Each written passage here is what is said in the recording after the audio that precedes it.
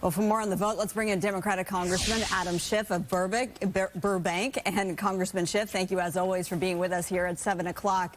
How significant is it to have this 9/11 style bipartisan commission put in place to investigate what happened on January the 6th? Well, it'll be very significant. If you look at the last time we set up a commission like this after 9/11, it produced some really important recommendations in terms of steps to protect the country. And I think their work was responsible in significant part for why we went as long as we have without another attack like 9/11. And there's a similar need now to identify what went into that insurrection on January 6th. What's the risk of it happening again? Where did the organization and the money come from? What intelligence did we have beforehand? What was missed?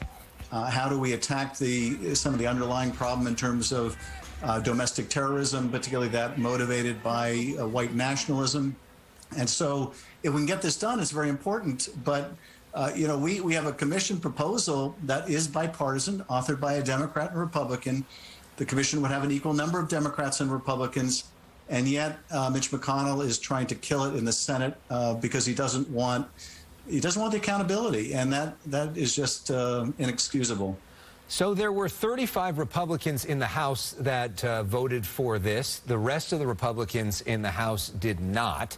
We spoke to one of the members of the House who voted against this, Congressman Mike Garcia, Republican from Santa Clarita.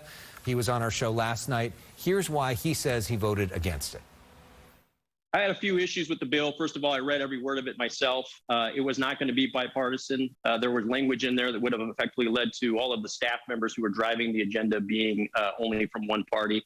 The other thing is we already have active investigations going on in the Senate.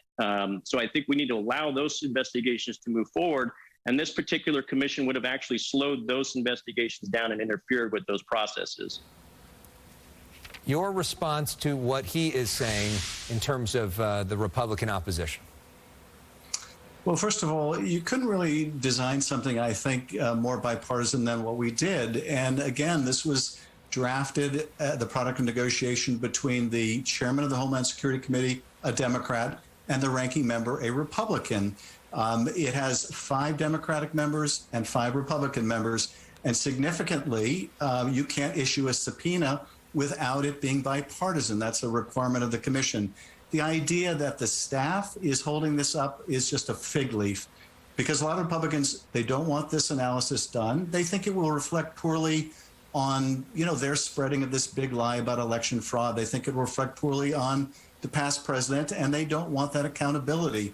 There's nothing about this commission also that's going to interfere with the work that Congress is already doing.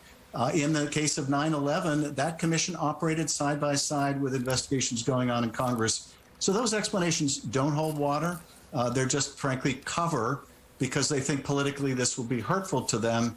But the country and, the families of these fallen officers, they deserve better than that. So if this goes down in the Senate, as it looks like it's going to, are the Democrats in the House going to do their own investigations anyways? The answer is yes. But, the advantage of a commission, and this was certainly true after 9/11, is because it was so nonpartisan, the results had even greater credibility with the American people. If we can't do it, we'll do it in Congress ourselves. But I think that the better practice would be a devoted commission that has this as its central mission and that can produce nonpartisan recommendations that the country will accept. Yeah. That was a really good formula after that last terrible tragedy of 9/11. It's a good remedy right now as well. Okay, well, we have just under a minute left, and we wanted to ask you about earlier this week, President Biden really urged U.S. intelligence agencies to look into the origin of COVID. You, of course, are the chairman of the House Intelligence Committee. Is COVID, was it a lab accident in China, or did this come from a bat? What are you hearing? The short answer is we don't know. A couple of the agencies within the intelligence community, and there are several, a couple of them believe that it's more likely to have come from wildlife to human transmission. One of them believes it's more likely to have been a lab accident. But the short answer is none of those agencies are sure. They only have low or moderate confidence in their conclusions.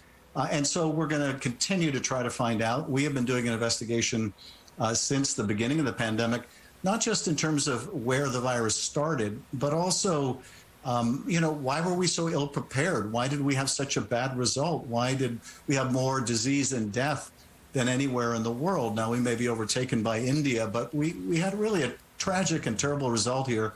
And we want to prepare the country better when we have to grapple with another public health emergency. Are you frustrated with China and a lack of transparency in terms of what they have said to you and what the World Health Organization has said to the world about the origin of this? Absolutely. I mean, China has not been transparent. They have been transparent from the start. That needs to change. I think we need to continue to put pressure on China to open up. This has killed a lot of Americans, has killed a lot of people around the world. China, I think, has a moral obligation to be open about where this started and how it started and what it knows. So we're going to keep pressing, but I am not at all satisfied with the response we're getting from China. Yeah. All right. Well, we appreciate you like always, Congressman Adam Schiff. Thank you so much.